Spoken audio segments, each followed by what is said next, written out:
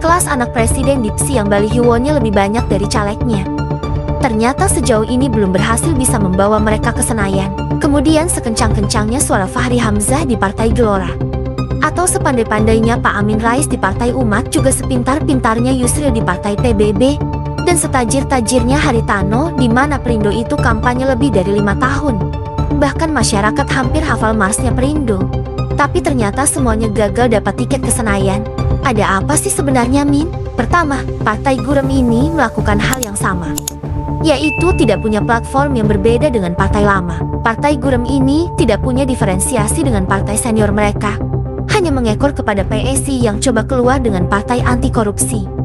Namun, ketika membuli Anies, partai ini kehilangan simpati masyarakat, dan sejauh ini terbukti belum bisa take off. Citranya sudah negatif, sama seperti 01 dan 03, terlalu menyerang dan terlalu membuli 02, lama-lama keseringan, dan simpati orang keburu luntur. Partai lainnya gagal membangun diferensiasi, bahkan tidak ada promosi sama sekali, tidak membranding, gagal membangun aura, mewakili rakyat bagian mananya, bahkan semuanya gagal membangun citranya di voter Gen Z. Gatot, gagal total.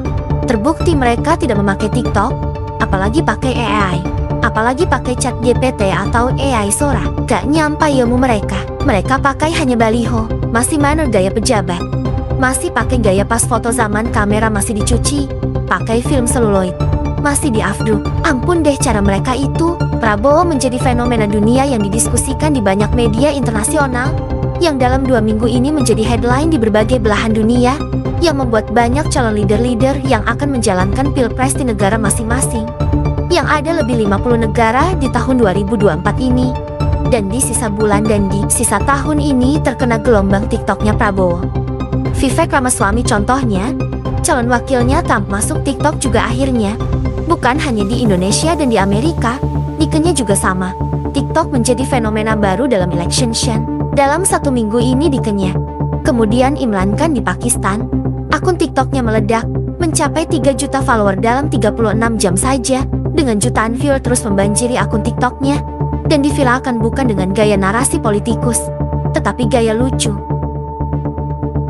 Dan saat ini perlu diketahui, Imran Khan dipenjara, namun dia tetap bisa kampanye melalui TikTok. Di Turki, Erdogan menggunakan 700.000 akun TikTok yang mencitrakan dirinya ramah santun lucu. Ini semua mengkonfirmasi bahwa tahun 2024 ini adalah tahun TikTok election years. Apa yang dibangun dengan TikTok? Syarat pertama, kurang dari 1 detik video itu harus menarik anak generasi TikTok. Anak generasi TikTok adalah anak yang cepat menyeleksi informasi, di mana TikTok dia membaca algoritma apa yang mereka suka. Kalau sekali saja melihat gerakan olahraga lebih dari 15 detik, kemudian yang kedua melihat lagi konten olahraga, langsung digiring semua informasi tentang olahraga, tentang kesehatan, membanjiri for your page di screen TikTok Anda.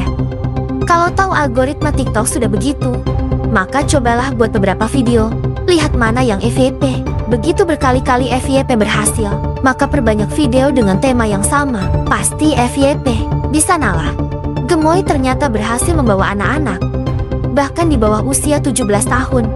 Selama main TikTok Gemoy FYP di anak-anak, membawa FYP di berbagai screen, termasuk screen HP Anda.